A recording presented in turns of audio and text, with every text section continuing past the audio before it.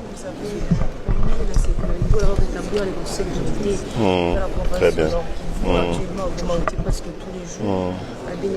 Ça, vous comme président, on dit que vous ne parlez pas, vous ne donnez même pas de message de condoléances à vous.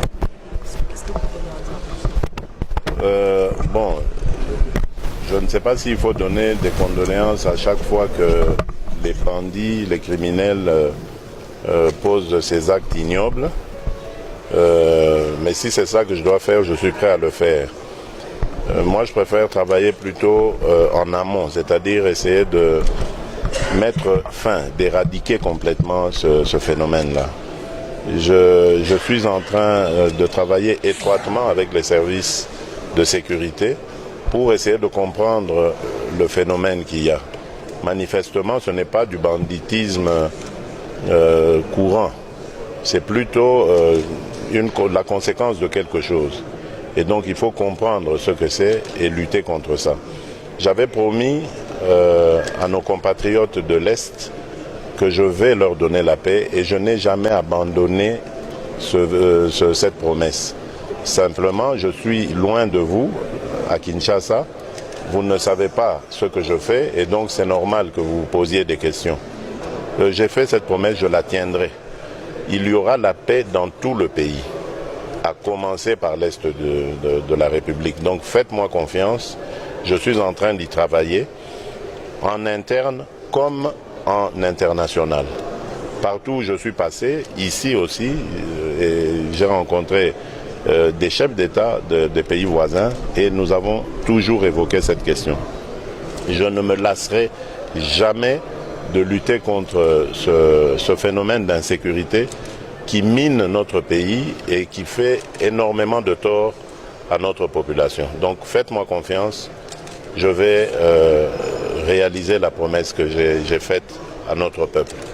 Avec Cash avait promis à la population de l'Est vraiment que vous allez vous baser à l'Est pour éradiquer totalement les affaires et tout ce qui est juste aujourd'hui, M. le Président, chaque jour, nous, si nous sommes vivants, c'est pas de vie. Exact, je sais ça. Que la population est en train de souffrir énormément.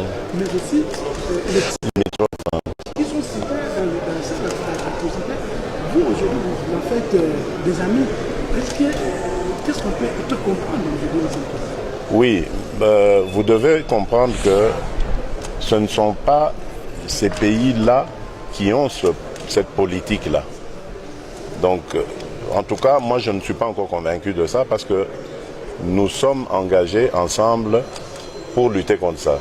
Ces pays auxquels vous faites allusion sont eux aussi menacés par une instabilité, si vous ne le savez pas. Et cette instabilité peut aussi partir de chez nous. Donc, vous voyez, ce problème est devenu complexe. Il ne faut pas simplement le voir avec un seul œil en se disant « oui, mais ce sont les étrangers qui viennent nous déranger ». Dites-vous bien qu'il y a aussi des étrangers chez nous qui se préparent à déranger aussi ces voisins-là. Donc, c'est pour ça que nous sommes obligés, eux, de donner la main. Et c'est là qu'on va voir si vraiment, comme vous semblez le soupçonner ou le dire, il y a complicité. Mais je ne crois pas. Aujourd'hui, j'ai vraiment l'impression, et même peut-être la certitude, que mon message est passé. Celui de dire, arrêtons de faire souffrir nos populations en permettant à des bandes armées, à des bandits de faire la loi là-bas. Donc donnons-nous la main, travaillons contre ça et mettons plutôt des conditions du genre d'améliorer le climat des affaires, permettre aux entrepreneurs congolais, rwandais, ougandais, burundais, enfin, de tous pouvoir travailler en toute quiétude et donc créer des emplois et améliorer les conditions de vie de nos compatriotes. C'est un message qui passe, tout le monde le comprend. Je ne vois pas comment un dirigeant sensé peut dire non, non, je refuse ça, moi je préfère faire la guerre. Elle ne profite à personne. Et surtout qu'elle met en danger des vies humaines. Donc je pense, moi je suis convaincu que c'est simplement un problème de volonté, un problème d'action, et nous allons maintenant faire ces actions pour éradiquer ça. Faites-moi confiance, je l'ai dit, je n'irai jamais dans le sens de trahir mon peuple, de trahir mes compatriotes. Jamais. À l'Est, je viendrai. Vous avez parlé de ça justement. Vous savez, je ne suis pas un spécialiste de la sécurité. Donc, je suis en contact permanent avec le haut commandement de notre armée. Il y a effectivement des problèmes dont je ne peux pas parler ici, qui font que, pour le moment, ils me déconseillent d'aller là-bas. Parce qu'il faut venir là-bas quand on est sûr qu'on va avoir des résultats.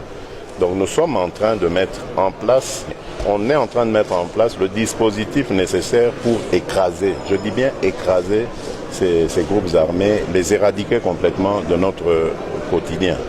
Et à ce moment, nous viendrons montrer à nos compatriotes vraiment ce que nous allons faire maintenant de cette partie de la République qui a trop souffert et qui mérite vraiment beaucoup mieux que ce qu'elle vit aujourd'hui. Donc, soyez patients, je ne vous abandonne pas, je connais vos douleurs, vos peines, et je vais être là à vos côtés pour qu'on lutte ensemble. Faites-moi confiance. Nous vous remercions, Excellence. Merci.